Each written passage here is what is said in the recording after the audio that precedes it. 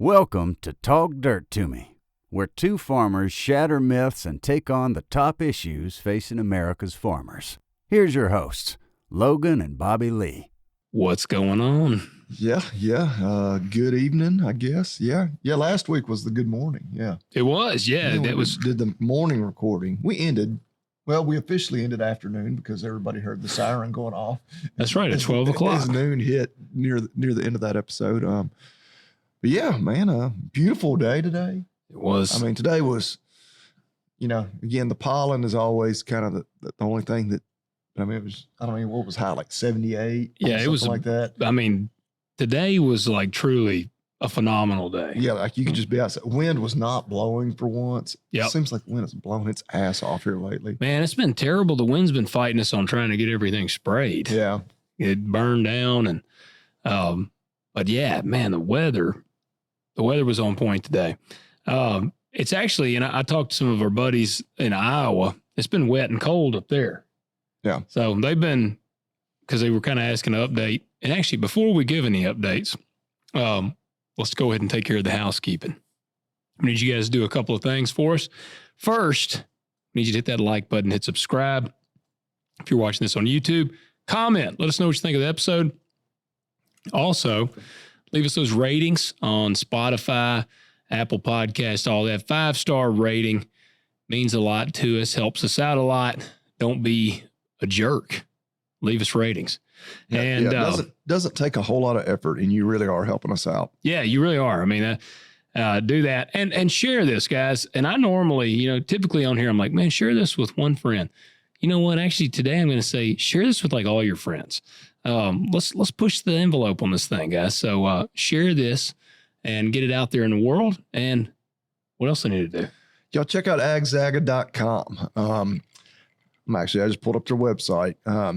All kinds of good deals. The bail net wrap you're going to hear about that from us pretty much every week, for the next couple of months, maybe longer, because baling season is nearly upon us. Depending on where you are. When we were out west for spring break, they were baling? Just outside of Las Vegas. Really? Now, of course, well, yes. Yeah. Do they even have winter? Looked like alfalfa. Does it ever rain or have winter there? I think the rains are few and far between. I don't know how ultimately cold it gets, but yeah, that was like first week of March. They were baling against some alfalfa. Dang. But yeah, the bail net wrap, I see which of course you use the discount code TalkDirt20. That takes $20 off of your minimum $50 order and free shipping. But they got even better deals if you're really going bulk. You buy $2,000 worth of net wrap, you get $200 off. Nice. Which then that kind of screws us because you don't need our discount code. Don't do that then. Use our code. No, still do it. Support those guys. Yeah. And if you're a regular hay guy like me and you don't need that much net wrap, save you $20 off. But there you go. Yeah, y'all check them out, agzaga.com. Do it. Check them out. Guys, it's been productive. Been productive last few days for me. That's what I figured y'all ought to be blowing and going. I'm done. Sure ain't been wet. I'm done with planting. Yeah. With everything. For real? Yeah, I finished up yesterday. No, you didn't. No, I didn't. But But how worried are y'all about how dry it is? Well, that is. I mean, it's not too dry, but it's kind of like, what is this? Well, I talked to one of my reps today, and that was kind of one of the things. It's like right now, this is awesome because we're getting a lot of shit done. Yeah. And around here, if this keeps up, everybody's going to be done planting in record time. Oh, yeah. Well, like everybody's going to be at the lake for Memorial Day. Like nobody will still be planting. Yeah. It's, and that was kind of thing today when I was talking to this dude, I said, man, because I got corn up like out here. You can see the little green rows. I've been noticing driving around. You're seeing crop. Man, it's crazy. And so that's what he was saying. He said, man, it is wild. And I have planted 80% of my corn. And today I swapped the planter back over to beans because I can't get in the fields. The two fields that actually I got to plant corn on are actually wet. That's crazy. Yeah, they are wet. One of them is so wet. Like I actually went in there before this last little rain, everything was dry. And I went in there to plant this and I barely got out. Like I had to get out. It was so wet. One of them is like super wet. Like it's WAP. Yeah. It took me a second there. But no, but so that's what I told him, I said, man, and I could turbo till them and they would air them out. And I've done that on some ground. Like actually I'm going to start planting beans tomorrow and, I could turbo till them and air them out, but I don't know that I can get a turbo till across them. Damn. Like one of them is the one, I think I'd put up the picture actually of the tractor stuck. Did you get, how much rain did you get there on Saturday? Yeah, I didn't even look. And I knew it was going to put me out of commission there. Yeah. Which that was the thing. Like, it was going to be raining all day Saturday. Oh yeah. I got a half inch. I would say it really wasn't nothing like they were saying. Originally, it was going to be like the apocalypse. Yeah.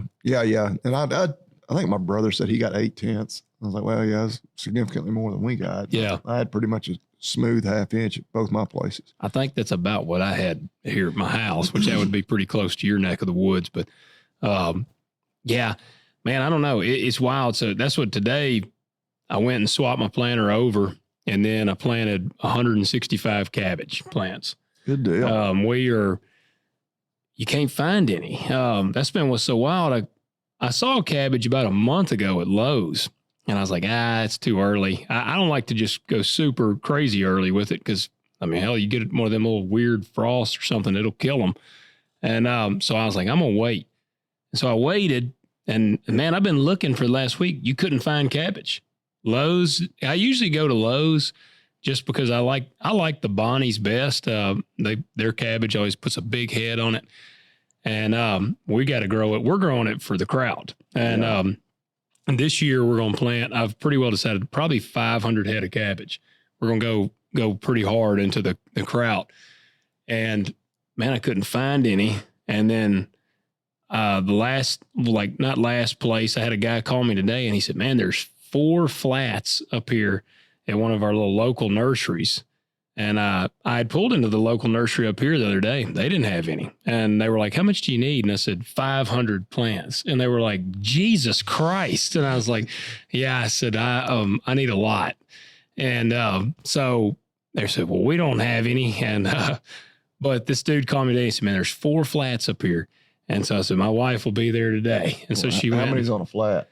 36. Okay. Yeah. So there was 4 of them. There was a couple like little packs. It ended up coming out 165 plants. And man, it was just cool. Like I busted out the tiller, tilled up the spot, spread just some 15 out there with my old cone spreader. And then I threw on the old plastic layer and bedded it up and ran the plastic and then the water wheel transplanter, and hell, Marcy and Emerson planted them. And then Levi wanted to do it. So now like both kids actually know how to plant with the water wheel transplanter. So I was like, now I got some good labor. Like, got them they know how to do it. So, starting to get stuff around here kind of rocking and rolling. So, there you go.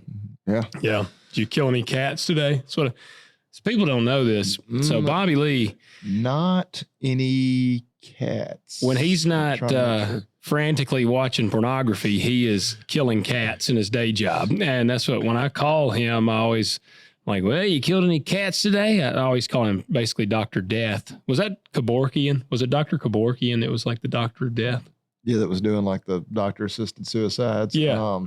I don't know. That sounds right.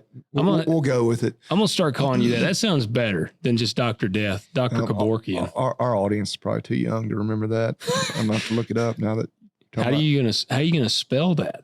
How the hell do you spell Kevorkian? You just start typing in it auto-populates. Oh, it's Kevorkian. I said Kevorkian. Yep, that was Dr. Death. Dr. Death. There you go. Look at that. He died himself in 2011. Was he in prison? Did he die in prison? He was convicted of murder in 1999. Assisted in at least 130 patients to their end.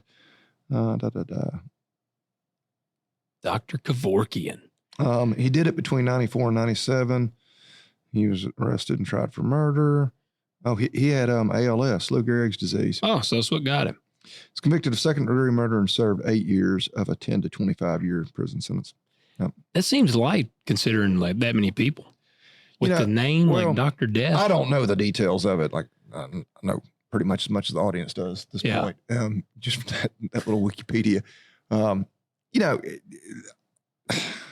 that's a touchy subject. And I tell people all the time, it's like, there was one advantage we have in veterinary medicine, probably the only one over human medicine, is we can end Just suffering. put you to sleep. Like Yeah. end suffering, like right then and there. Yeah.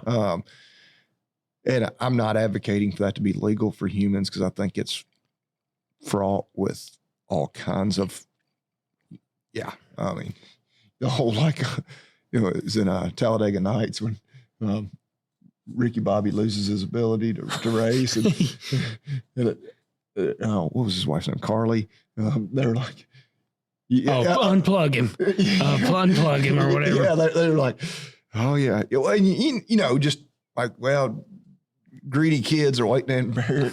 Yeah, Granny's, she's out of her mind now. Let's just put her down. You know? I mean, I don't know. So, but anyway, we don't need to get off on that whole subject. But, but the whole thing, like, he did 8 years in prison for killing people, second-degree murder. But it's like,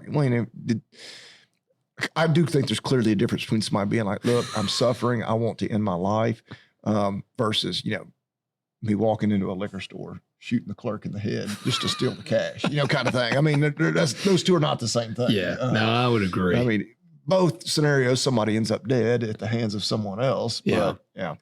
So anyway. Yeah, no, I would agree. I would agree there. But yeah, Dr. Kevorkian. I was saying Kevorkian, so now I know it's Kevorkian with a V. Yeah. All right, there's y'all's little lesson on Dr. Death today.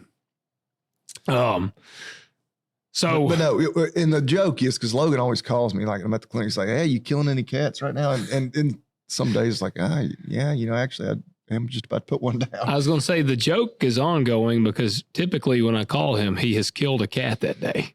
Well, with a hammer. No, I mean, They unfortunately, bludgeon 'em to death. just the nature of the job. I mean, there aren't many days that go by that I don't euthanize something. Did you know bludgeon a cat to death with a hammer? I can honestly say, I've never done that. Really? Really? In fact, I don't know that I've ever bludgeoned anything to death with a hammer. Well, that's probably a good thing. I feel like that's kind of some serial killer vibes. Yeah. Yeah. I would say so. Probably lose your veterinary license knives too. Yeah. Do they audit y'all? Like, does somebody like come in there undercover and like?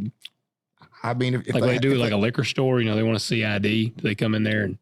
I mean, not that we're aware of. I mean, maybe they were just really good. Yeah. Really deep undercover. And then we weren't doing anything wrong. So they never, you know, busted out, you know, with cameras. Yeah. Or like how to catch a predator. We get checked by like the state inspector every year, but it's not anything like that. Like, we literally know they're coming. Yeah. It's very annoying, because there's all kinds of like silly little things you have to do, that, you know, some of our management like freaks out about. And so, like, all of a sudden, like, I can't find anything. Like, where's this? Well, it's not supposed to be. I'm like, you're literally inhibiting my ability to take care of my patients. Yeah, like, to do my job effectively. Like, quit moving everything.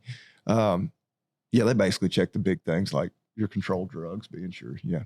Yeah. If you purchased X amount of whatever drug, like, you have it documented where it went, or you still have it Gotcha. on hand in the safe, kind of thing. They used to do that to us in the machine shop. They'd come in and just basically verify because we always, very similar, we had a process, like, as it went down the chain, like it went from setup to parts made, quality control, signed off, like all of the elements, even the raw material, every section, like every time it went through a step, the person that did that step would have to sign off on it.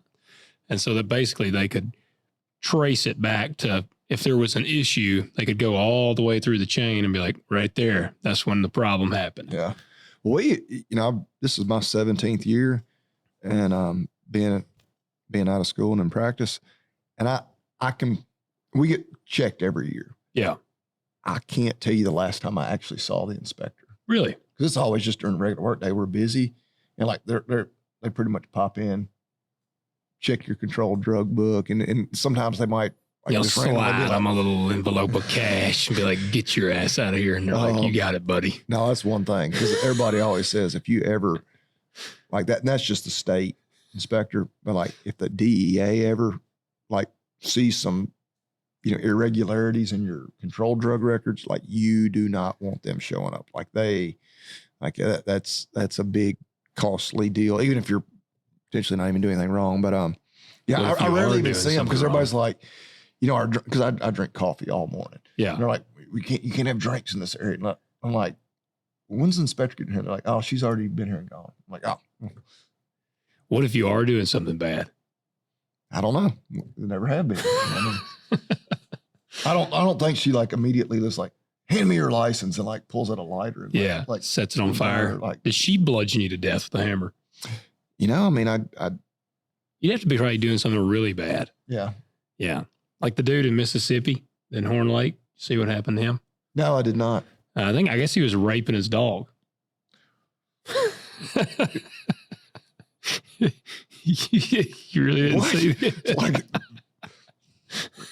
Lord, the stuff we talk about. Like seriously? Seriously, this isn't even me being stupid. And so then somebody bludgeoned him to death with a hammer? No, but his girlfriend. So this is what's really wild. So this is true story, guys. I think it was Horn Lake, Mississippi, and it was in Mississippi. That is Memphis. I was saying pretty darn close. You throw a rock. I mean, it's on the state line. Yeah, it was in Mississippi because I actually screenshot it. Thank God. Yeah, I sent it to some of my buddies in Mississippi, and I was like, "What the hell are you guys doing down there?" And it was like his girlfriend found video evidence of him, I guess, plowing his dog, and she called the police. But I was like, God, could you imagine the mental, like this chick? Could you imagine being this chick and finding that? Because it's like she's probably been cracking this guy, and he's been cracking his dog. How do you? You shouldn't even try to think your way through that. Like, why? Because there's no justifiable reason why, but it's just like. And he's got a girlfriend. Like, it's not even that he was like the most lonely man on the planet. This dude had a girlfriend. Does he have hands? Yeah. Yeah. I mean, come on, man. Like, I assume. What are you doing here? Like, I'm pretty sure Horn Lake, Mississippi man. Let's see. Animal. I bet that'll pull it up. Right here. Horn Lake man convicted of unnatural intercourse with family dog. Not even just his dog. I mean, damn. Like it's like his dad's best friend. Hernando, Mississippi. Yeah, Horn Lake. Yes, that's pretty close. Yeah, they need just. Yeah. And he's 27 years old. Like this dude, I would say that to me is kind of like some serial killer vibes. Yeah, there's some screws loose. Yeah, yeah. Wires crossed, whatever analogy you want to use. But yeah, I mean, that's somebody that does not belong in society. Well, I was going to say, I mean, I hate to sound like an asshat, but he might need to just go have a couple of bullets put in the back of the head. That's kind of one of those things I've always heard, like people that are like sexual predators, a lot of times in prison, they don't fare very well. I think they get killed, don't they? Yeah, especially if they've like something to a kid. I would almost think. How does that work for a dog, though? I would dare prisoners, like I've been in prison, but man, everybody loves a dog. Yeah. Like very few people. Like I bet you there's some hard-nosed criminals in prison be like, man, and could you imagine having to say that? Like if someone get in there, what are you in for? And some guy's like, man, I robbed a bank. He's like, what are you in for? I had sex with my dog. Could you imagine saying that? Yeah, no, I don't even, I have so many questions, but I don't even want to know the answers to them. So yeah, we'll move on. We'll move on. I can't believe you missed that. Well, you're not. I don't watch the news. Well, certainly the local news. I actually saw it on Facebook, and you're not on there. News Channel 5 or News Channel 3 shared it. And yeah, I don't. Wow. I don't get on Facebook. Like if it's a big enough story, it makes it into like some memes. Like the whole war, like in Iran. That one is like definitely in there. Yeah, it's all just all the memes of the guy flying on a carpet. Oh yes. Iranian Air Force. Yeah, that one was pretty good. Yeah. Yeah. Well, there is a lot going on. And I mean, obviously the Iran war is probably the most hot topic button of all. Which apparently they've got a ceasefire. That Israel disobeyed like in 4 hours or something. And again, just from like apparently Israel wasn't firing on Iran. It was Lebanon. Was firing on Iran? No. Israel was firing at the Lebanese. Why can't Israel just stop? Well, and I think their thing was like, this is a totally separate deal. Like y'all said we had to quit shooting at them. We're going to keep shooting at these other folks. Well, the Iranians, they're good for 2 weeks or whatever the ceasefire is. But I thought the Iranians were pissed and said that the Americans were doing this. I have no idea. That's what I saw. It was like right after, and it's like one problem is half the shit you see. It's one side or the other pushing their propaganda. Yeah, we shouldn't even be in this war, or this war is the greatest thing we're ever doing for the country. Trump is doing absolutely the right thing. Should have been done all along. And I'm just like, I don't know. Like I could see both. Either side. Like I don't know who's right. I don't know that we'll ever know who's right. We're not in the situation room. That's one thing I always do say, and it's kind of like. Some people think it's like a cop-out, but it's like, man, at the end of the day, I don't have the intel that they've got. The biggest justification I've heard someone, is this really, if Iran, falls or whatever, we have total regime change and they're friendlier to us or whatever, it severely weakens China. Like this is all more about us and China. Yeah. The long game there. Hell, let's just invade China at this point. Well, and I'm like, I could see where, that this might be justified as being long-term, very, very beneficial for us if it, China gets all their oil up from there. And obviously if, oil and energy is everything. I think maybe you look back 10, 15, 20 years from now and say like, damn, that was a good move. Strategical move. We were 3, chess moves ahead of everybody. I don't know. Or maybe it's just the war machine, doing its thing. I don't know. I sure. Well, I saw you posted. Would you put $250 worth of diesel? God, yeah, $243. What was that in? My service truck today. Was that for your transfer tank? Or no, that was just for my driving. Oh shit! I didn't realize them suckers had that big of a tank. Yeah, it's a 40 something gallon tank. Well, I had to use the credit card because it keeps shutting off on my debit card. Well, I don't even have a debit card. I'll have credit cards. And I stopped at one of our gas stations to get diesel on the way home from Sale Barn yesterday, and it clicked me off at $100. I was like, "This is stupid." I still had a credit card. That only got me. It probably got over me half a tank. Yeah, because I was still at like a quarter. I wasn't out. I knew I had to haul steers to the processor this morning, so I was like, "Well, I want to go ahead and be full of fuel." So it took me from a quarter to a little ways over 3/4. Well, but it was a little over half tank. I bought before the Iran war. I bought diesel for shit. It was cheap. It was like $3. $3. It was like the cheapest I've paid for diesel in a long time. And I bought because running with Dad. I told him the other day. I said because I'm burning some of their diesel, and so I just said, hey, I'm just going to buy a load of diesel and get it in the tank. Because I figured it up, and that's going to come out to about how much diesel I burn in a year. So I said, I'll just get a tank. It's like almost 3,000 gallons. And I was like, I'll get that. And so he was like, all right, I'll call. I said, call and get it ordered. And I get a statement emailed to me. And this is off-road diesel. Like this is the cheap diesel, supposedly, because it's going in our tractors and stuff. It is cheaper. It's not necessarily for off-road use only. I mean, yeah, only if you get caught using it on road. Yeah, you can use it on the road. It's the same stuff. Just actually, different color. I think I probably would prefer to use it. But damn, man, I about shit when I saw that statement. It was 2,700 and something gallons, and it was $13,000 something dollars. I told Dad, I said, God almighty, Dad. I said, that shit, it was $4.75. It was damn near $5. That's a cheap diesel. And I was like, God, used to, you could get that kind of diesel for it would be like $2.69. Yeah. Well, I mean, that's the kind of shit that's like, what in the hell is going on? That and fertilizer. The fertilizer's the other big one in the ag space. And that's what, man, I've talked to some guys. most of the guys that I talk to be honest with you, their mentality right now is just like, fuck it. I mean, again, farming. Well, farmers farm. It's planting season. It's go time. Like it's, I don't know that it's totally too late to change your plan and what you're going to plant. I don't know that it matters at this point.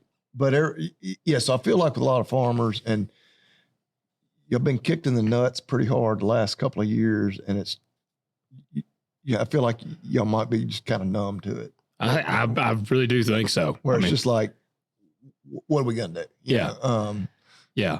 No, I believe that that's literally what is going on. I mean, I think, man, you eat a shit sandwich so much, I think eventually you just kind of get used to the taste of shit. Well, I need to fertilize my hay ground.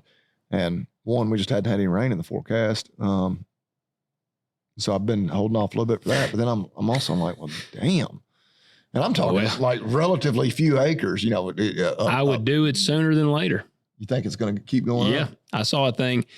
Well, hell, I thought they were opening up the Strait of Hormuz or whatever. Well, I was actually reading the other day about why, because apparently we don't even get a lot of our oil from there. The U.S. But just because it's a global market. Because it's a global market. I'm like, well, that's shit. Well, that's I can understand that. But it just pisses me off because it's like, well, but we're not even in a shortage on our end. And we're supposedly sitting on like. Yeah, but the people that normally buy that Iranian oil or the oil that comes through that strait or whatever, they're now going to be bidding for the oil that we normally supply. So then we need to just invade China. I'm going to run for president, I think, in this next election, and I'm going to run on the premise that we're going to go to war with China. I don't think you'll win. That's going to be my premise. Just based on that. I'm going to put boots on the ground in China. I think there's one thing that, you do have some warmongering politicians for sure. But I think amongst the population, I think that's one thing that most Republicans and Democrats probably agree on is I'm going to run. Let's probably stay out of like a major conflict, if at all possible. I'm going to run on the premise that we're going to go to war.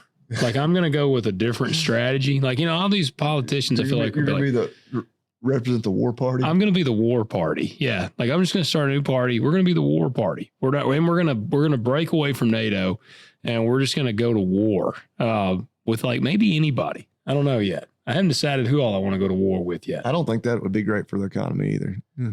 I don't know, man. War doesn't make it booms the economy. I don't know. Once they announced that, I don't know, what is it, a treaty or just a ceasefire or whatever, the stock market immediately shot up after they announced that. Yeah. And I'm going to use nukes. Hell, we got them. Let's use them. Okay. Yeah. Let's pop the seal. Nobody vote for Logan. Hey, we didn't do our top 3 or top 5 list. No, we didn't. Well, I was kind of going to get to that. What you spring one upon me today? Okay. And I've been kind of thinking like what different lists? Because if we're going to do one of these every week.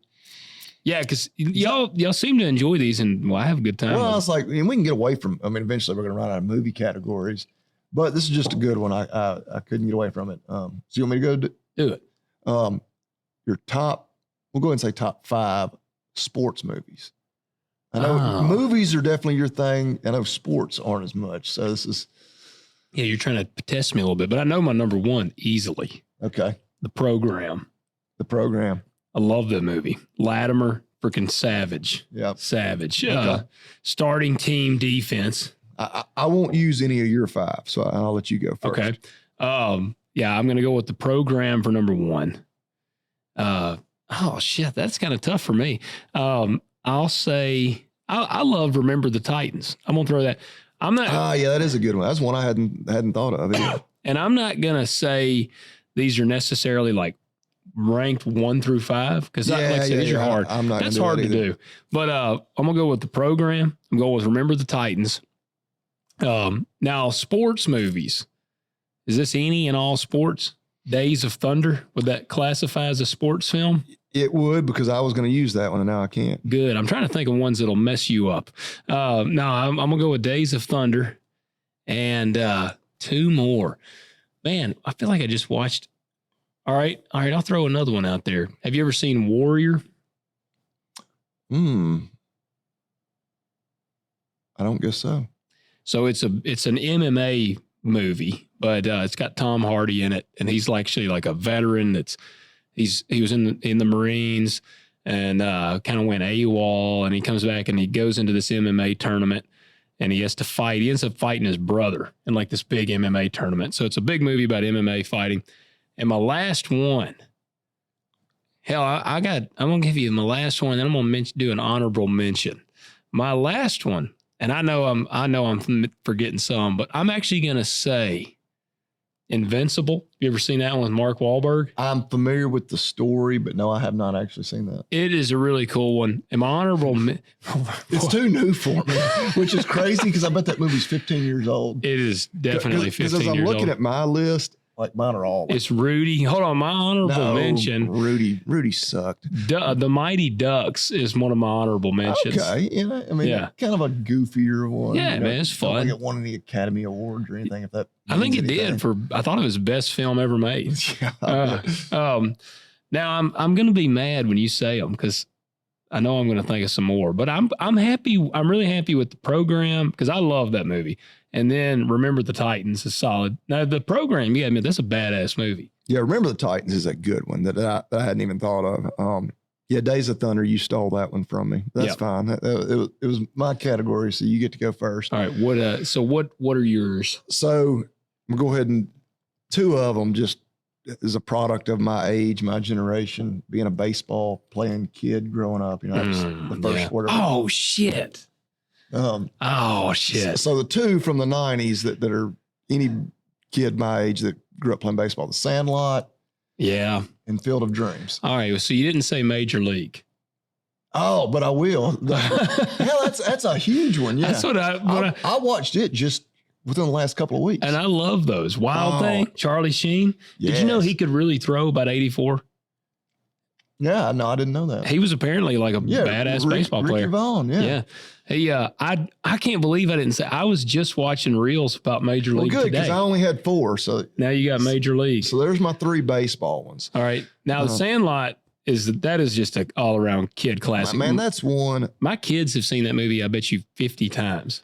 It's obviously the baseball, but the 4th of July, like that's one. It's just American classic. Like when I'm sitting there smoking some barbecue Ganji. all day on the 4th of July,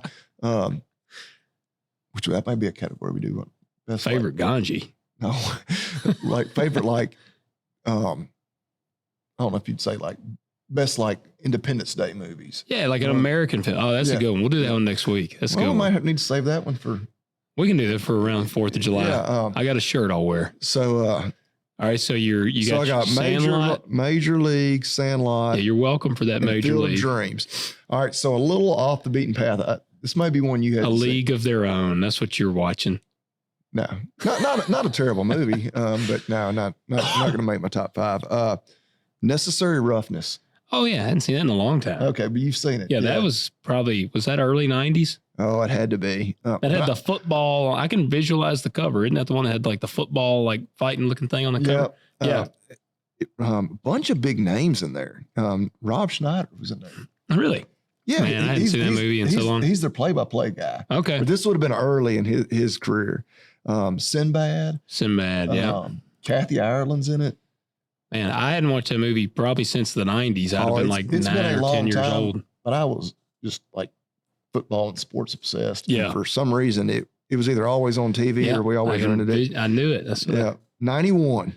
91. I was like a few months old. Yeah. And so. All right, now I'm intrigued. Then and this one's definitely. Yeah, I know you've seen this one. Probably Ricky Bobby. No, but I mean, I like that movie. I've already referenced it twice now. Not a sport that I care anything about, but it is a good movie and it is sports. All right, in my opinion. Karate Kid. That's a good movie. Yeah, I mean, that's a classic 80s movie. Yeah. I've been watching like the Netflix series. It's actually not bad. It's not terrible. Yeah, I haven't finished it, but it is not bad. And I'm kind of the same way. Like I kind of fell off the wagon watching it, but. Cobra Kai or whatever. Yeah, Cobra Kai is the name of it. Yeah, that's not bad. That is good. Hoosiers was another one I thought of, but I've seen Hoosiers a bunch. Did y'all watch it at school a bunch? I don't remember. That was like the easy cop out. Anytime like a teacher was sick and they had a substitute at the last minute, they didn't have a lesson plan. They'd roll in the TV and we'd watch Hoosiers. Man, it was American History X is all they ever showed us at school. So I don't even know what that is. It's about a white supremacist Nazi, and he kills a black man and goes to prison, gets raped by blacks, and then he becomes a good guy. I'm not sure if you're being serious or not. No, actually, he gets raped by a white dude, and it breaks him of racism. That's what it is. Y'all watch that at school? No. I was about to say, like, no, it's actually a film I've seen twice. That's all I really care to ever watch it. It's got Edward Norton in it. Do you know who that is? No. Have you ever seen Fight Club? No. Oh shit, Bobby Lee. Damn. Well, hell, I mean, I don't know what else. Put that on my list of like 87,000 movies I need to watch that I've never seen. It's a crazy one, but no, there is a scene in American History X. The only reason I remember I watched it the first time is because it has a legit, like, it has the most gruesome curb stomp I've ever seen in my life. Like, this dude is like he's like a straight up, he's got the swastika tattooed on him, and he catches this black dude trying to like break into his car, and he goes out there and he literally like pulls a gun on him, gets him down in the street, and he's like, bite the curb. And he makes this dude bite the curb, and like the camera zooms in and you literally hear his teeth like drag across the concrete of the curb. And then he just steps up behind him and just kicks the back of his head and just kills him, like crushes his head on the curb. Damn. It is one of the most hardcore, like, I'm like, golly. Yeah, you didn't. So what was the movie y'all did watch at school? Like, shit, I don't hardly remember, to be honest with you. It was always Hoosiers. I guess that was the one VHS they had. I just knew when they wheeled that TV in, I was like, this is a good day. But no, that's good. Sports category. You threw me a curveball there. Yeah. I could sit we here don't and think always of a have lot. to do movies, but I was just like, They're fun. That's another good movie category. Let us know y'all's. Comment and tell us what are your sports go-to movies. And I know I'm leaving out some really good ones, and that's why we need y'all to chime in. And I'm gonna say like, God damn it, I forgot that one. Yep. Let us know, like Major League. So yeah, I did see. Speaking of the Iran situation, our friends with the Tennessee Farm Bureau had sent me some stuff here. Because they are good at keeping us in the loop. So the American Farm Bureau they already were like concerned about the farming scenario. I mean, hell, when me and you were in Anaheim, that was before the Iran war had kicked off. And, they then were already like, we're meeting with Trump and trying to talk to him. And just figuring out how farmers are going to make it this year. Yes. Yeah, things aren't penciling out very well. Well, now it's like DEFCON 1. Oh, yeah. Now what everybody had budgeted to spend on diesel and fertilizer, like you might as well just, crumble that paper up, throw it away and start over because. Yeah, it's crazy. Yeah. And so the AFBF is actually now sending out, they've been doing surveys. Hey, you were liable to have gotten one on fertilizer. They were trying to get an idea because, man, I'm going to be honest. I have been like really trying to be nice about Brooke Rollins. I've been trying to really give her the benefit of the doubt. I think I know where you're going. Saying that all the farmers already bought their fertilizer. And that's not true.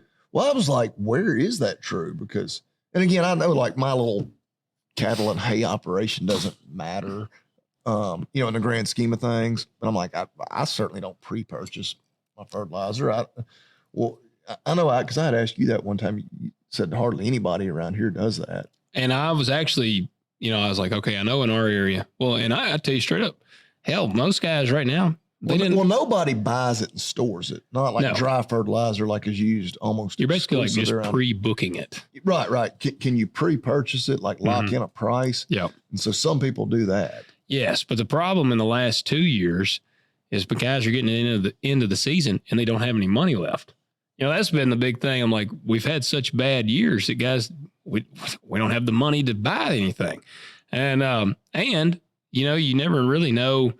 Hell, you never really know what fertilizer is going to do. We weren't expecting this Iran war to jack up the fertilizer prices. And so, because honestly, fertilizer prices were still high. So I think most guys were probably like, they'll probably come down. And because, hell, Trump, that was kind of the way I was feeling like we were kind of being led, like, hey, things are going to come, they're going to take care of the farmers, it's going to come down. But so I'm in a couple of large Facebook groups that are like, be 50, 60,000 farmers, and they're across the United States. And I've seen now 2 polls in the groups, and it's like, did you pre-buy your fertilizer? And the last one I saw, it was a bunch of people had voted in it. It was like 82 or 83%, I think, did not. And so what is that? 17% did. Brooke has now doubled down. She has now said twice. Like, I think just recently she came back and said 80-something% of farmers bought their fertilizer before this. Like, I don't know where she's getting this statistic from. And maybe, I could see it possibly being like the really super huge guys, maybe just because they've probably got a line of credit they can swing it on. That, and they're probably working with all kinds of people, or got people on staff that are like strategizing and looking at like, yeah, we're seeing some signals that the price could go up. Let's go ahead and lock in. Yeah. And so just trying to give her benefit of the doubt, maybe 80% of people haven't bought theirs yet, but that includes the smaller and then like people like me that are super small in the grand scheme of things, in terms of the amount of fertilizer I buy for sure, versus, maybe, and I would say it still wouldn't be 80%, but like say 80% of the total fertilizer has been pre-purchased, but that is, by just the top 10% of growers or something like that. Yeah, I don't know. Damn lies and statistics, Yeah. You can twist statistics in a lot of different ways. Cause yes, I had seen that and I was like, whoa, I was like, I don't like, my immediate reaction was like, I don't think she's right there. Yeah. No. And it's just aggravating. It's really aggravating the doubling down. And like, look, I mean, if anybody that's listened to us for a long time has known, like, man, we're very conservative individuals. And, but at the same time, like I will acknowledge what is going on. And like even Trump right now, I saw, I guess, I don't remember if it was at the National Ag Day that they did the other day. Somebody asked him, what are you going to do? Well, man, what about the farmers, man? Like, the farmers things are getting worse. Like, what about the farmers? And he said, I already gave them $12 billion. Like, it was almost like, what more do you need? Like, well, yeah, I don't know that. And it's not even that we're like, give us a handout. I mean, hell, do something about the damn prices. I mean, I don't know. Yeah, I don't know. It's, you do wonder a little bit, which Trump is obviously, I mean, and he's never pretended to be a farmer, really known, much, but I don't know if tone deaf is the right word or just. Yeah, maybe. I mean, because in his mind, he's probably like, well, the farmers, they love me. They voted for me like 80-20. Yeah.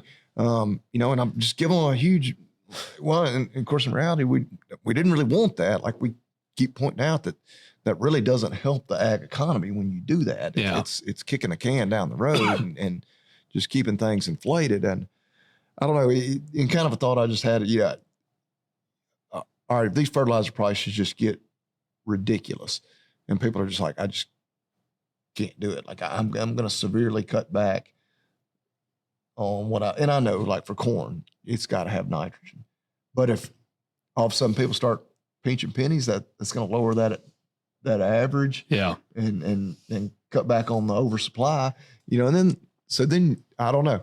It probably still doesn't pencil out very well for you if all of a sudden, everybody's cutting 100 bushel corn around here, instead of 200, 180, whatever. I cut my nitrogen back. But if you got everybody across the board just agree, like, and then I know you'd never get everybody to agree, but like, hey guys, whatever nitrogen you were going to put on, we're going to put on 75% of that now. Yeah. Well, and it's going to save us all some money on that end. And yeah, even though our yields are going to take a big hit, that should be offset by the fact that, well, because yields are low, price is going to go up. Yep.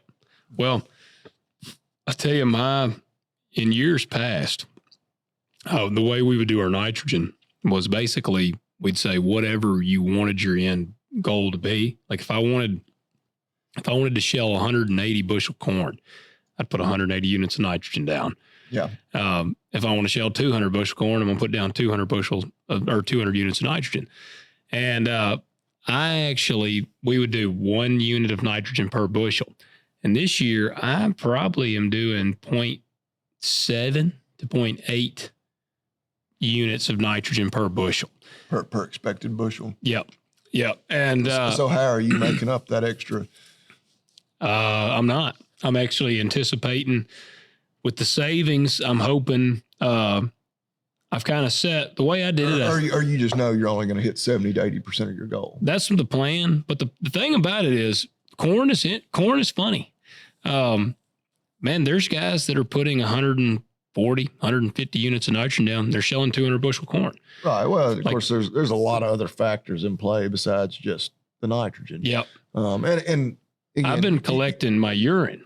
I was about to say you can get nitrogen other places than just bought fertilizer. Yeah, I'm gonna collect urine, and I'm gonna spray it over the field because it's a lot of nitrogen in your urine. Yeah, it's gonna dilute it, kind of like you were talking about with DEF. I think if all of our listeners, I think that's the answer. We just immediately zap all the DEF off everything, delete every diesel engine, and put all the DEF out there. All of our listeners, Bobby Lee will give you his address. We'll send it to his location. He's got a good storage area, so you can send your urine to Bobby Lee's location. Boy, that would smell lovely. The people that don't like the chicken litter would really love it if you just were spraying urine, like it's been sitting in the shed for a little while. Oh, man, God. Feel terrible for the guy spraying it. I don't think there's maybe any worse smell in the world than like stagnant, stale urine. Yeah. Yeah. I got a jug of coyote piss that I'd use for my. I didn't know where you were going. Like I got a jug. Get your piss jug. Piss jug. I just keep it in the truck. If I don't like somebody, I slosh a little bit into their seat. But I got a jug of coyote urine, and man, it's raunchy. I got it I think. I had shown that lure, that trapping bait that time, and I sprinkle. Everybody's been into a nasty truck stop bathroom that just smells like piss. Piss, yeah. I would rather somebody have blown up the stall and hearing it smell like shit. That would really probably. I mean, that can be pretty bad too. But just the worst is when you got a shit in one of those. Man, I've had those moments where I shared on here, when I was hauling grain and the pain hit and I was coming back from the granary and I timed my pit stop, unfortunately, and I had to just stop on the side of the highway, run into this gas station. And it was, I literally parked the semi truck it was almost still in the highway a little bit, but I was about to shit my pants. And I'm like, I'm not going to shit my pants. And so I ran into this gas station.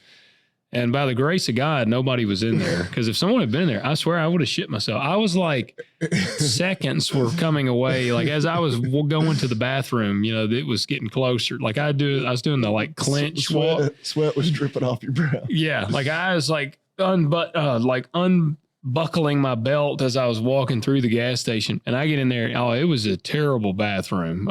I didn't care. I mean, you made it a little worse. I made it a little worse. But yeah, it was pretty foul in there. It stunk, piss and shit. I don't know, and probably even some other smells in there. But it was terrible. But yeah, I don't know, man. I'm just I think a lot of farmers wish. I'll tell you what, a lot of us are getting tired of hearing. And Brooke keeps kind of saying this, and so does Trump, and so they keep saying this is the golden age of agriculture, and I've been farming. I think this is either my 12th or 13th season running my own farming operation. And this is, I can honestly say unquestionably that the last couple of years have been the absolute worst years in my life of farming. My dad and I have talked about it, and I would actually venture to say that he would say that the last 2 years have been the worst years he's ever experienced farming. I got friends that they were farming in the 80s. I got one guy in particular. He's one of my good friends. They were farming in the 80s. He actually told me that the last 2 years were harder on him than the 80s were. Now you say that there's people that are like, well, it's gonna vary a little bit by by region, just based on because we were hurt by drought and poor yields to go along with the markets being terrible. Yeah. And so you got some other people that may have yielded their way into it, not having been quite so bad. Yeah. Certainly, folks growing other crops, But when things are terrible and people keep telling you how great things are, it gets kind of frustrating. Oh yeah, right. That's gonna. Yeah, you're kind of like, man, what the hell are you talking about? Yeah. So, I don't know. I did want to look and see if we had any before we run out of time here. Emails. We're pretty good on time, even though it is 10:30, 10:35. Yeah. Yeah, I am getting pretty good at this now, but I still have to look at my watch, kind of sometimes figure the time out.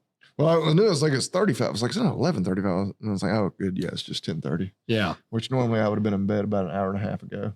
Not me, not me. I have been doing a little better, but not that good. All right, let's see. We got a lot of emails. Sorry, guys. Let me I try to find our oldest. Start with that. There's some that I have put a star by to go back to. I never go back to them. I apologize. All right. Advance, what is this? Oh, that's somebody wanting to come on the show.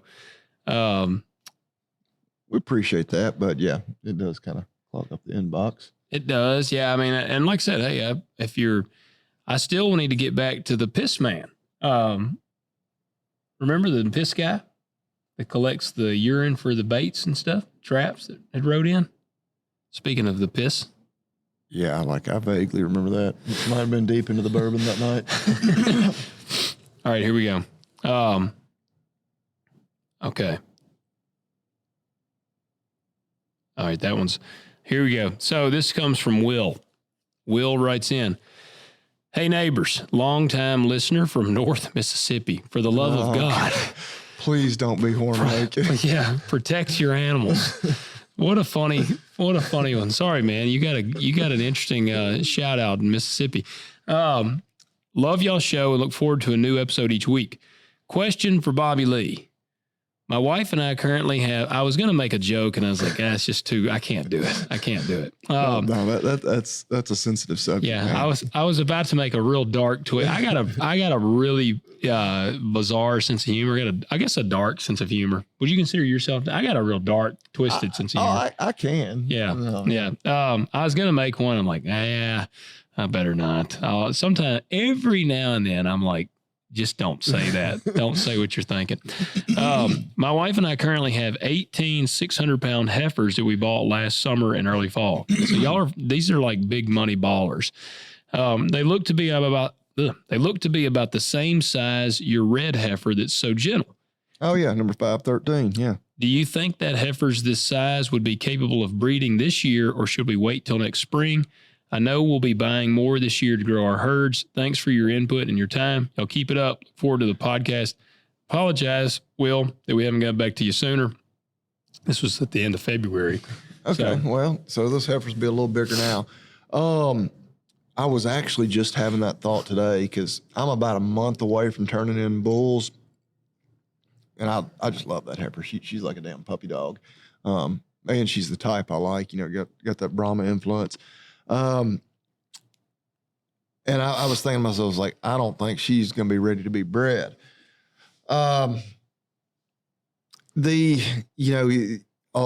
There's all kinds of different ways to do it. A lot of people will say, once they're cycling, they're going into heat. At that point they're capable of being bred. I know at one point, when I was in school, it was like breed them on their second heat cycle. A lot of them, a lot of people say, you want them to calve by the time they're 2 years old. So, which for that heifer, I look back her exact birth date, but it would have been last March, roughly.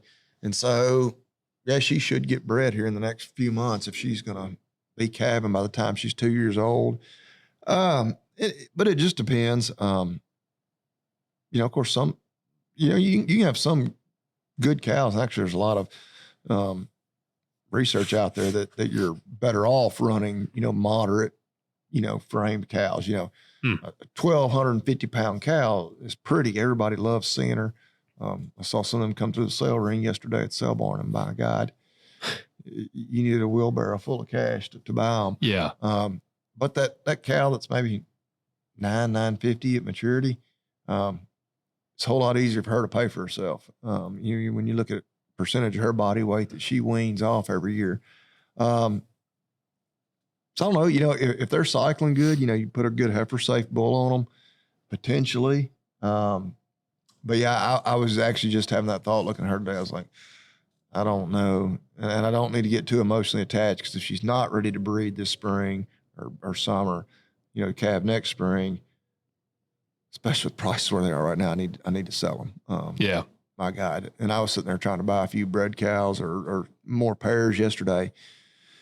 And then it kind of thought crossed my mind. I was like, I've got some cows that look just like these, that Brayford kind of Brahma cross. Yeah. With nice calves on their side. And if they'll bring this kind of money, which again, I was basing that off of like what the high selling pair brought. And so, they didn't average that, but I'm like, damn. So I might move to the beach. I might sell everything and move to the beach. Quick answer. Yes or no? If they're the exact same size as that heifer of mine, I'm skeptical that it's a no. All right. There you go. Will, appreciate that. Appreciate your message. Hopefully we didn't take too long to get back to you. Dalton writes in, I'm interested in Bobby Lee's feeding ration. If you could send that over, I'd appreciate it. I just sent your email to Bobby Lee. He will get that to you. Yep. All right. This comes from, all right, here we go. So this comes from Brazos. Hey guys, love the show. Listen to it every week. I'm a 27-year-old farmer and I own a heavy construction business. Right now, the construction pay for my bad gambling addiction of farming. Yeah. But recently, to help on the farm side, I bought a soybean press so I can start selling the meal and oil instead of just having to take what the local elevator is paying. So far, I've had good luck with selling the meal, and it's a little slow on the oil, but finding more buyers every week. Well, that's what I was going to ask. Like, we're like, I don't even know who. I mean, I know soybean oil is in God knows everything, but I'm like, who buys just the soybean oil? Oh, that's what he said. Just like to soybean hear meal. Hell, I feed that. Like, oh, really? I'm sure you could find, if you got any kind of hog, cattle, maybe even chicken, you probably, yeah. Anyway. So that's what he said. Just like to hear what y'all think of the idea. Thanks, Brazos, for Vasco, Texas. Man, I'm gonna be honest with you. I don't have a damn clue. I think that's cool. I love the idea of essentially creating the market. Yeah. Like, it's like, okay, yeah, the elevator sucks. So hell, let's just create our own market. And again, I know soybeans, get turned into soybean oil and soybean meal. That's kind of the end of my knowledge there. But, and I've heard of some guys talking about, they're going to put in a big soybean crush meal. Yeah. And I've always just envisioned it's these huge outfits that, are crushing, hundreds of thousands, millions of bushels of soybeans a year. It's a volume game. They're selling tanker truckloads of soybean oil that go to China, wherever, get put into biodiesel and cooking oil. And whatever it gets put into, which is, and you probably, for the most part, you need some contracts with some big outfits. And I don't know. Yeah. Because that was my first question. Like, what do you do with the oil then? Is there a way for a small size, guy starting out doing it? Is there a market for that? I hope there is, man. I think it's pretty cool. I'd like for you to write back in, and tell us a little more about your operation. Because I didn't even know that was feasible. I didn't either. I honestly didn't either. I figured it would be so expensive to get started. Maybe he may be a billionaire. Yeah, I was about to say he might have spent $1 billion on a soybean crush facility. Yeah. He's like, I got contracts. He's like, I got a bunch of oil wells running out here, but write back in if you get a chance and give us a little more details. I want to know how you did this. That's the type of thing. I know a lot of people write in wanting to be a guest, but like, if you make the trip to Tennessee, we'd like to talk to you. That's pretty damn interesting. That is. Right back in Brazos, if I'm saying your name wrong. Brazos, I don't know. Giro. Right back I'm in. not from Texas, but I believe they call it the Brazos River, Brazos Valley, something Okay, like that. gotcha. Brazos for Vasco.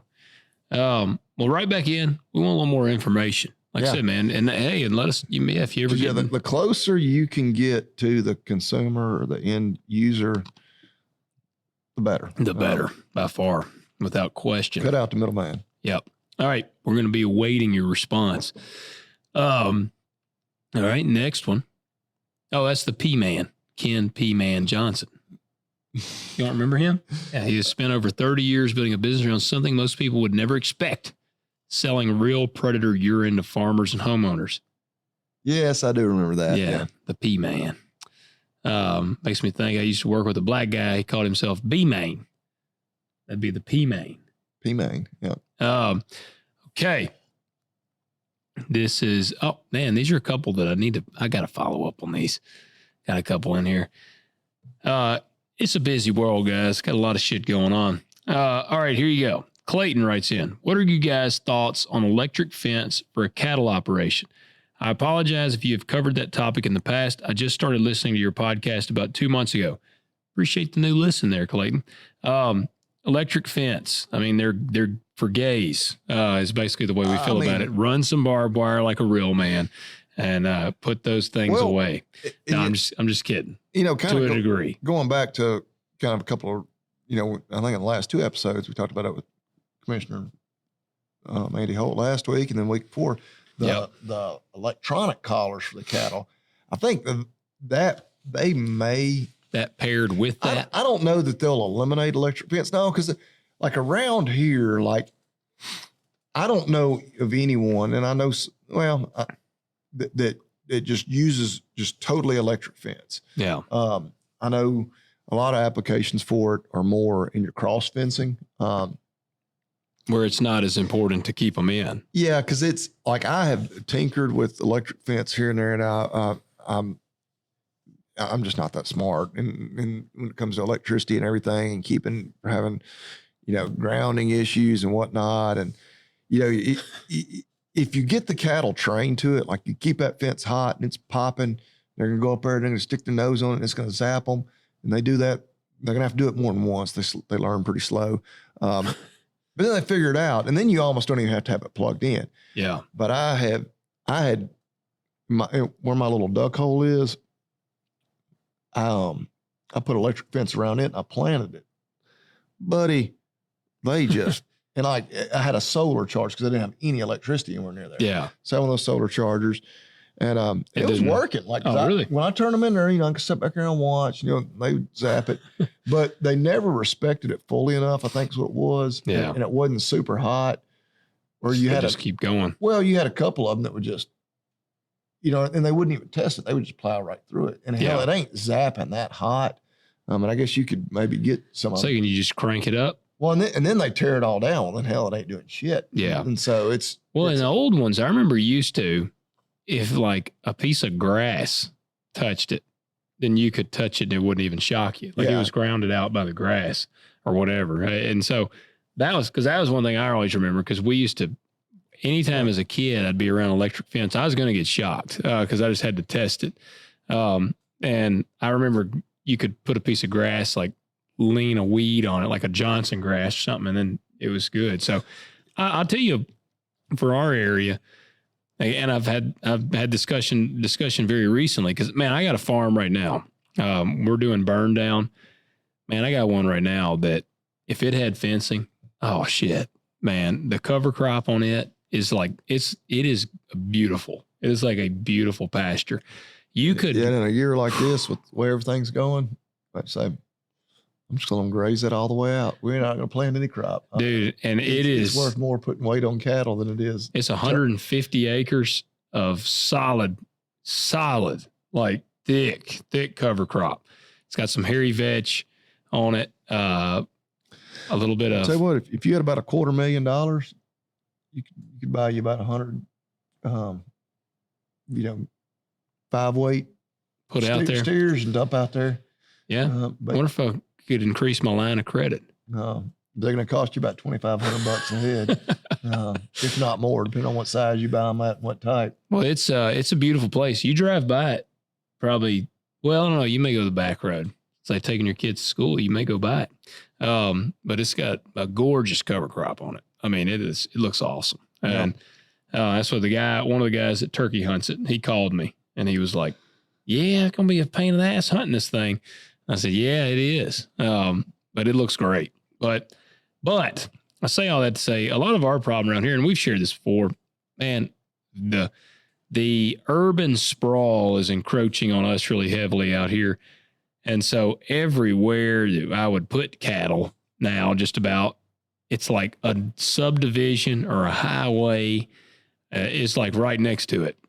I wouldn't let a subdivision deter me too much. Like, if I get out in somebody's yard, yeah. I mean, I don't want them out in the middle of the highway. I don't want them out, period. But yeah. Yeah. Have my bull dipstick like ransacking some poor kid, like busting his bicycle up. And, but no, yeah, Clayton, man, we, in our parts, at least, I don't know where you're at, but in our parts, at least, we don't put a ton of faith in like an electric fence. Growing up, our dads used some, but it was all for like the cross fencing. It was never for perimeter fences. Yeah. I would, until I had a group just really, really, really well trained to it, I would have a hard time sleeping at night knowing that was the only thing between them and the highway. Yeah. Agreed. All right, let's see. We got time for at least another one. All right, Joe, you sent me an article to look at. I will get to that, but I have not read it. So, there you go. Just a little nightcap. Yeah. All right. JD writes in. John Deere. I'm with Bobby Lee, also a big John Wayne fan.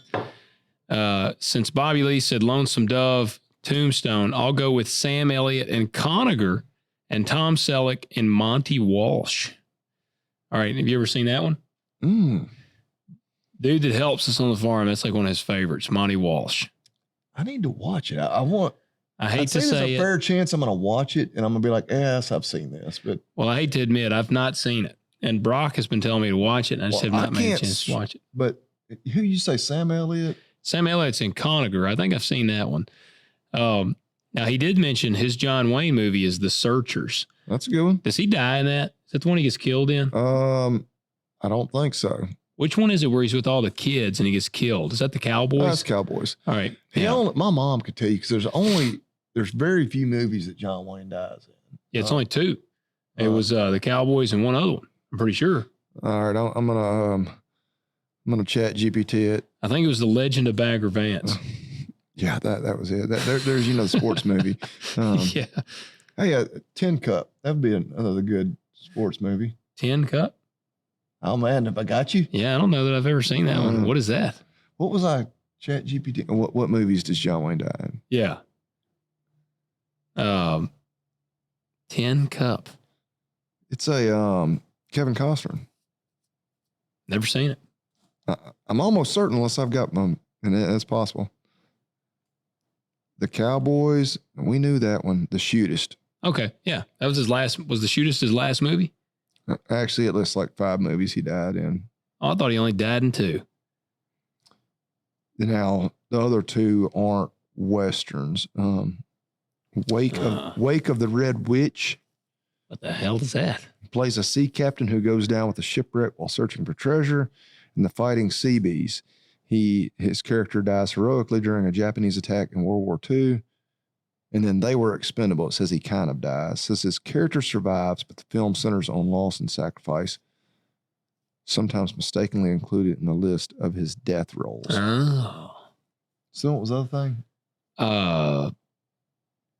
Tin Cup. Yeah. Yeah. Never heard of that. I don't know. I know I had seen it. I've never even heard of it. Tin Cup. Yeah, it's Kevin Costner. I knew it was. What the hell? Looks like a damn love story. What is this? What is this gay thing you're watching? Oh, it's a good movie. Looks like Last Dance or something. That's your homework for next week. You need to watch Tin Cup. Tin Cup? The cover just looks unappealing. I mean, that really, and it's been a while since I've seen it. It looks like, what's the Channing Tatum dancing movie? Step Up or whatever it is. Yeah, like I don't feel like whoever the artist was or marketer that said that's the official movie poster. I don't feel like that represents it that well. Yeah, it looks like there you go, the tin cup. It just pulled up a bunch of aluminum tin cups. All right, we're gonna get one more here. This one actually comes from Rob. Rob says, I really enjoy y'all's show. I'm a cattle farmer in southern Middle Tennessee. A lot of cattle guys writing in. I have several cows, plus I usually run about 250 to 300 stocker calves. Man, hell yeah.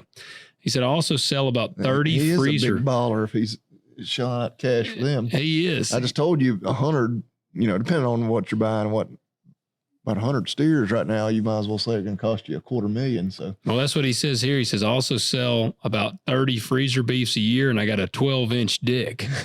Damn. He said, I heard y'all talking about buying 600-pound stocker calves and selling at 800 pounds. I was just wondering what feeding program you were doing on that. I'm having trouble getting stockers to pencil right now. Are you just letting them graze and not feeding them very much at all? Thanks. I'm not in that game right now. Yeah, Bobby just, and I tell you, my brother's in it, and we talk about it almost every day. I'm like, how are you going to make any money on them calves? You spent that much money on it. One thing about it, and we do. Hey, and I'll send his email, and you can send him the feeder ration as well. And that'll be my ration that I use for finishing them out. We don't feed that hot of a ration to our calves on grass, but like right now, and this is what I would have been doing in years past, just like my brother is. He's got them turned out in belly deep grass. I mean, they got more grass than they know what to do with. I don't know how much he's feeding them, but he does. I don't know. He's probably feeding them at least a couple pounds per head per day. Really?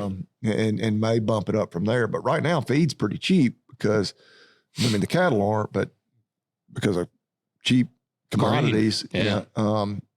We're getting feed. We're paying, but we're getting it delivered. Just a mixed ration for about $255, $260 a ton. Cheap feed. Yeah. And so definitely pushing more feed to them should pencil when they're bringing the 370 or whatever, feeder cattle prices.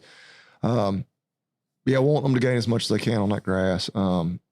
That's the cheap gains there. But we found out in the past when we tried to let them do it all on grass and gave them very, very, very little grain, they didn't gain like they needed to, not on our fescue anyway. Especially as the fescue, we get into the warmer months and the fescue starts to play out. You have to worry about all those problems. So, yeah, I'm not sure that they're going to pencil this year. Or if they do, you're not going to be making. I don't know. Hell, I think they're like 370 something today on feeder calves. They may go over $4. Who knows? This thing.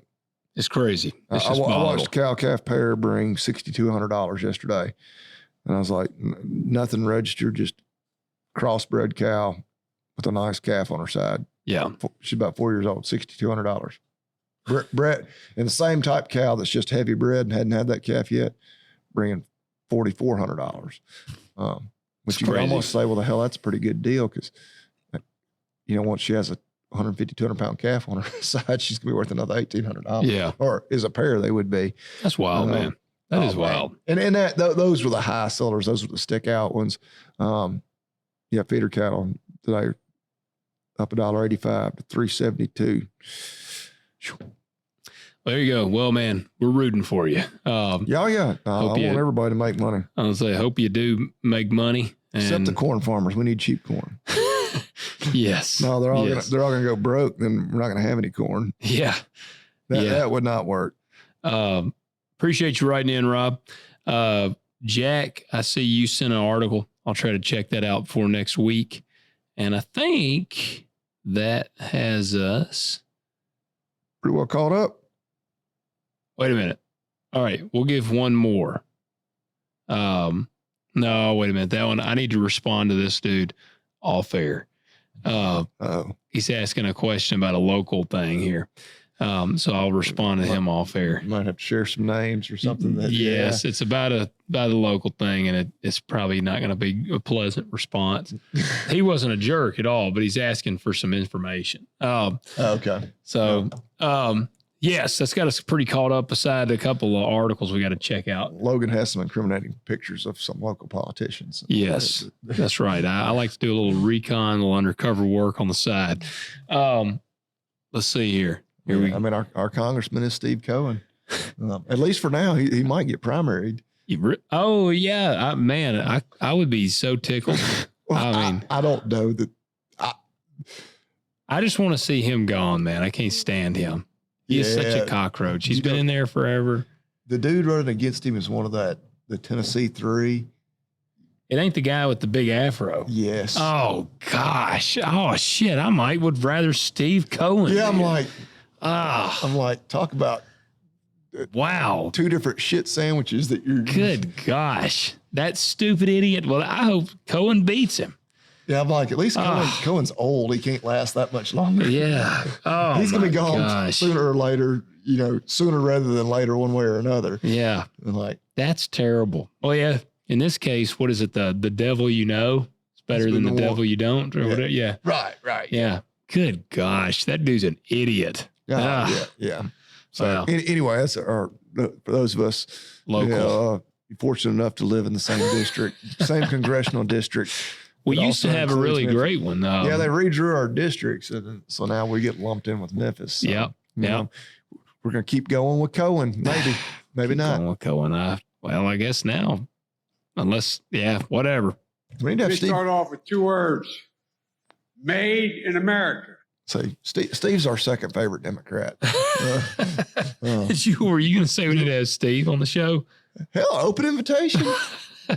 I emailed him. Our congressman. I emailed him. No shit. Like, I would have him in here in a heartbeat. I've emailed him before, and I actually got a response. I got a better response from him than I did somebody on the conservative side. I would have a hell of a lot of respect for him if he came here and said, and we'd have a civil conversation. Yeah, we'd beat the shit out of him before we got done. Damn it, Logan, his team might be listening to this. No, yeah, I mean, in all honesty, if Cohen was like, yeah, I'd come and do the show. Not just a congressman, but our congressman. Yeah, I mean, I would talk to him, and I'd be like, dude, I'd ask him, like, because I'll tell you this, when I emailed him, I actually got a legit response from him. Which is more than like I said, that's more than I actually got from someone on the Republican side. I got a real canned response from them. Now, Steve's was like all about SNAP. And that's what that man's all about. So I find it unlikely that he would ever join us in studio, but I mean, yeah, I would talk to him. I would ask him, I'd be like, dude, what? I'd be like, so do you really care, or do you just keep doing this to get votes? I don't know if we can come in that hostile. But I would talk to him. But you know what?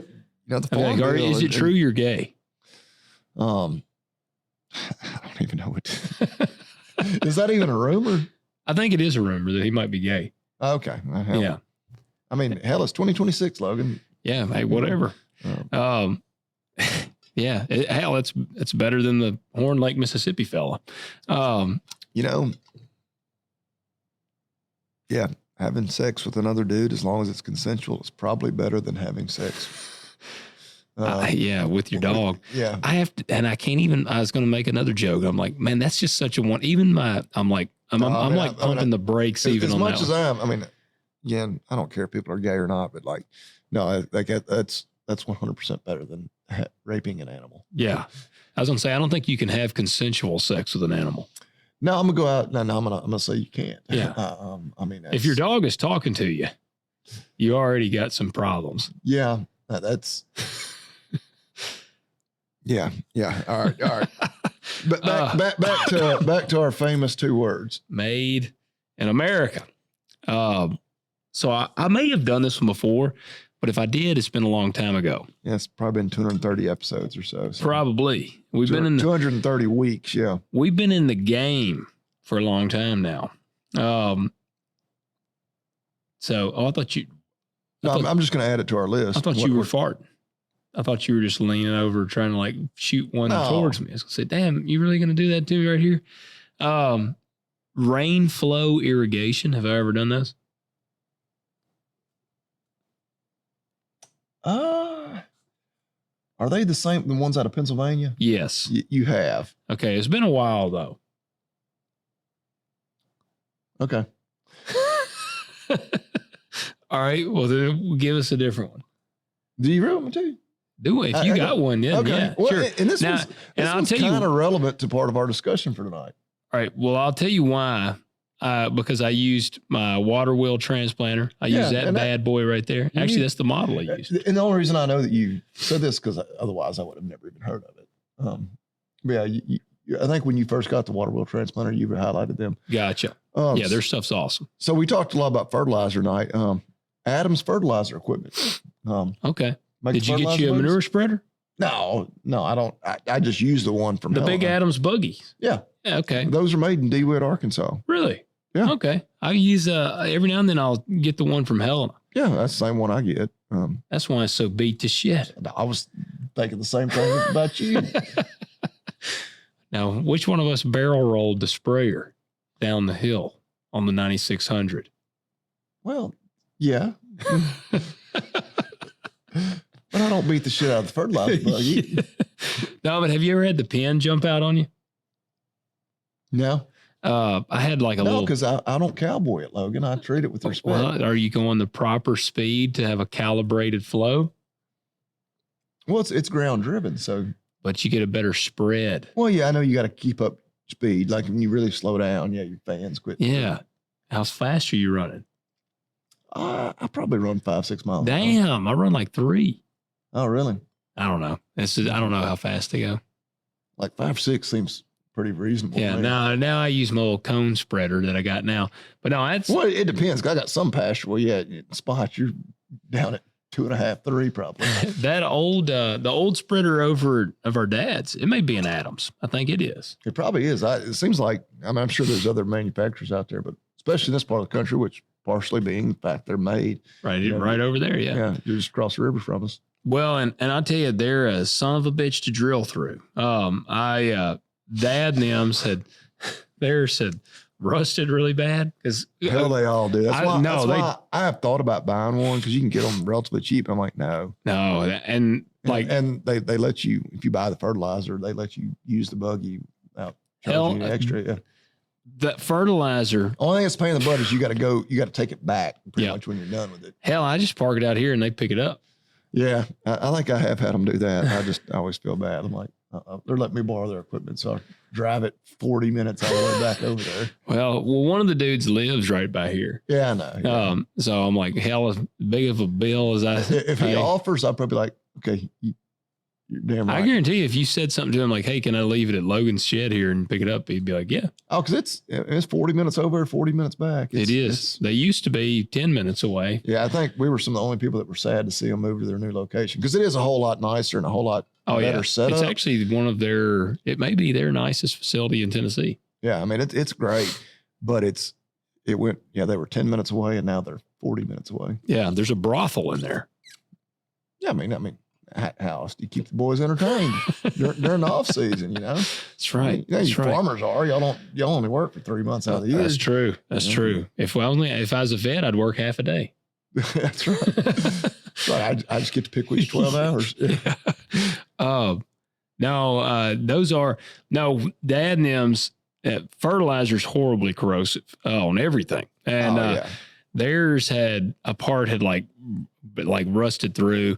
And so we took these bars and ran them up there, and I had to drill through it, and I had a bunch of drills, but it's stainless, the actual tank part. Yeah. And these were not like stainless bits, and I burn up like 10 drill bits. But one of the nice things about being a former machinist that's now a farmer, a drill bit that is great for the farm, or a drill bit that was like considered like worn out in the machine shop, is like a brand new drill bit on the farm. I've got I've been out of machining now, for, like I said, 12 or 13 years. And, man, I got like 3 big bucketfuls of drill bits. And some of these that were discarded. Yeah. And I can tell you, man, we used to, whenever I'd be on there, like you might use a drill bit. Like I was setting up, I run some prototype. I'd set up and I might make 3 or 4 parts. And then if I had to change and set up on a different thing, you scrapped that drill bit. Like they were like, you ain't using that same drill bit. I mean, they had tons of drill bits. And some of these drill bits are like titanium coated, like they're bad to the bone. And so I used to tell them, I'd be like, because they would just like kind of scrap them. And I used to tell the dude up there, I was like, hey, man, give me, even after I left, a couple of years after I was gone, I'd call him and be like, hey, man, give me some of them drill bits. And he'd be like, all right. And so they would just like start putting them in boxes, and I'd go and I'd pick up a big ass box of drill bits. Yeah. So it's the best thing ever. But that Adams, the stainless thing was a bitch to drill through. But yeah, Adams is, they're kind of the name, I feel like, in fertilizer buggies, at least like I said in our area. Yeah, actually, I don't know if you get in other parts of the country where they're not made right there, if they're still the dominant brand, but I know, yeah, around here. Yeah, when I was fertilizing pasture, heck, it's been several weeks ago now, I was like, dadgum, I can't believe we've never done them. So yeah, I can't either. Well, guys, check them out. And also, we want you to leave us some ratings. Leave us 5-star ratings on Spotify, on Apple, and comment. Let us know what you think of the episode, and comment on Spotify as well. I'm enjoying the Spotify comments. I should have looked on there. We've gotten great comments. Try to respond to you on there if we get a chance. Appreciate all the great feedback on the episode with Andy. He was an awesome guest. Knew he would be, and he did not fail to deliver. So appreciate all that. And what else need to do? Y'all check out our good friends at agzaga.com. They're not just our good friends, they're your good friends too. And they're going to give you $20 off a $50 order when you use the discount code TalkDirt20. But y'all already knew that because you listened to the intro and you've listened for weeks on end at this point. Yes. But yeah, check them out. You will not beat their prices, the deals, the selection on the bayonet wrap. And that's just the beginning of what they have to offer. You just need to go to the website, agzaga.com, fill that shopping cart, use that discount code.